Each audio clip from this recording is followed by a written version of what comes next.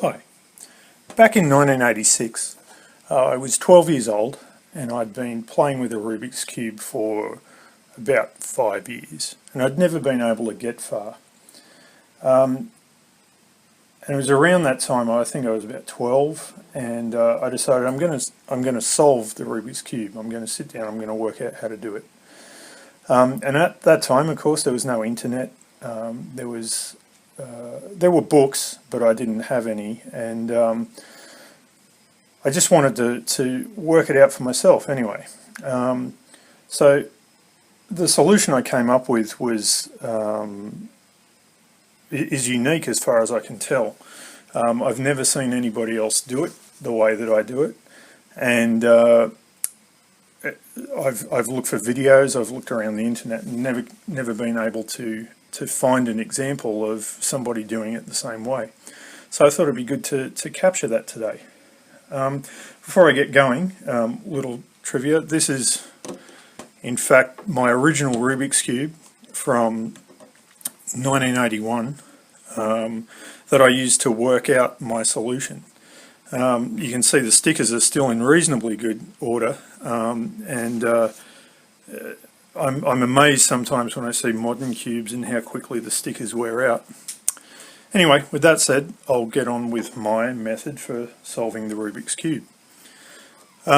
So to start with, what I was trying to do when I began to solve it was look for ways to keep pieces in the location that I'd put them while I solved other pieces. The method I came up with is initially similar to the Petrus technique, where I build a 2x2x2 cube in the corner. So, for example, let's take white and blue, and then I'm looking, once I've got the white and blue edge in, I'd be looking for the red and blue edge, which is just here on the side. And then I'd look to place the red, white and blue corner, which I've got just here.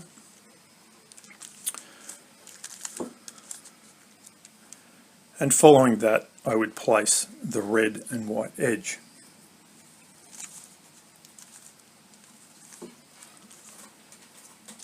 So now I've solved this 2x2x2 corner, and I thought I can solve more here. So I would move on and I'd look to solve the blue orange edge, like so, and then the blue, orange and white corner, which I have in the back here,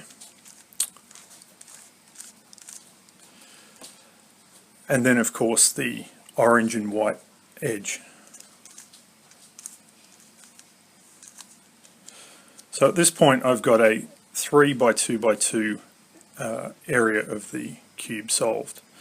My next step is different to the Petrus technique, and what I would then try to do is fill in another corner.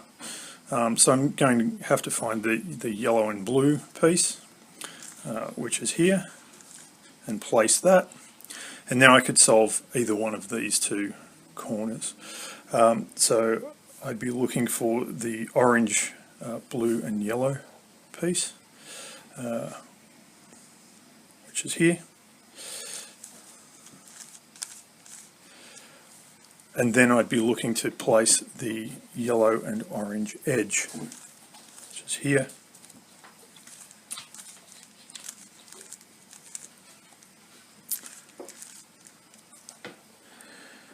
Now, what I've got here is almost the first two layers solved, and indeed you could use the F2L method to get this far, and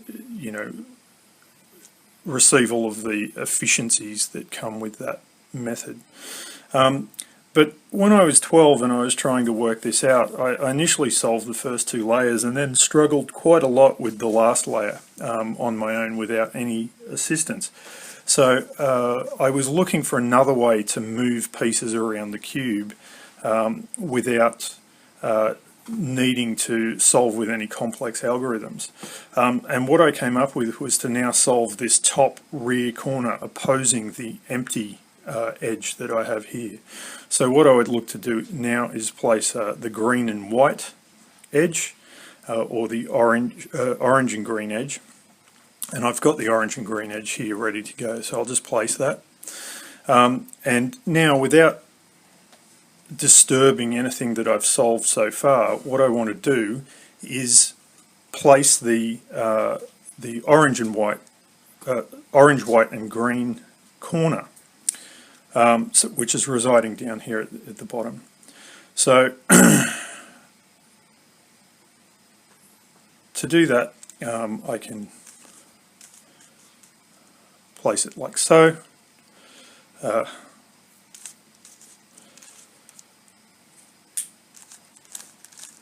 And then I can replace the edge that I'd solved earlier.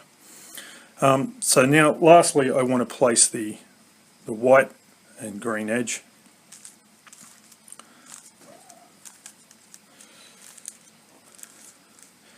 And I'm going to want to place the green, orange and white corner with its edge next to the white and green edge. So at that point I can use these empty spaces that I have to do so.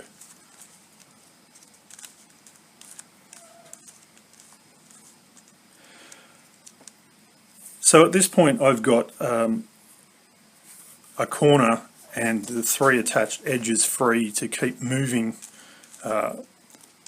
pieces around the cube. And the next thing that I would want to do is to try and solve the edges. Now, in this example, I've actually hit a condition where I have to replace that back corner that I've solved. I can see I've got the red and yellow edge in place, but the other two edges are not in the correct location.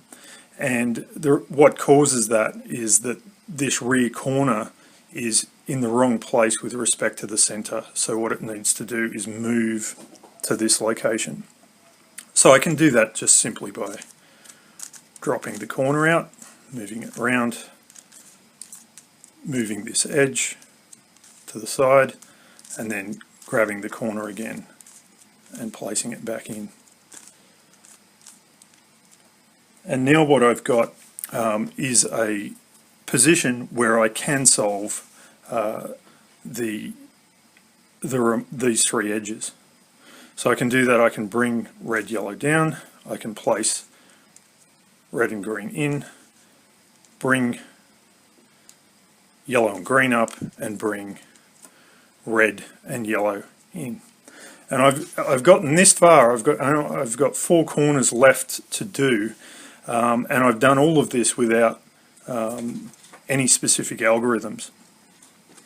Now, placing these last four corners was something that I did struggle with for a little while, but in mucking around with a solve cube, what I found was if I was to do a down, down, up, up, and repeat that 3 times, what it would in fact do is flip these two and flip these two. And through a combination of repeating that algorithm on the different corners, depending on how I place the cube, down, down, up, up, 3 times would finally position all of those corner pieces in the correct location. And that was a really satisfying thing to come up with.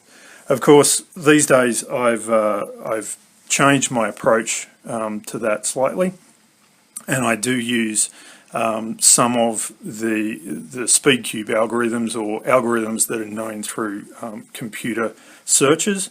But I'll just give you an example. This piece here with white on top should go into this position here, and if I run my algorithm down, down, up, up 3 times, what you'll find is that this piece then resides in this place in the correct orientation. So I'll do that now.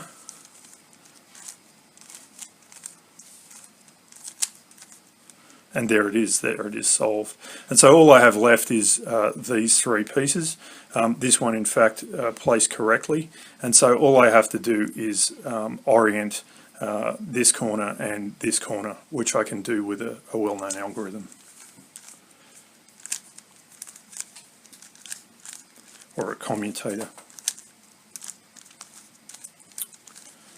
And so there it is. There's my solution for the Rubik's Cube. Thanks for watching.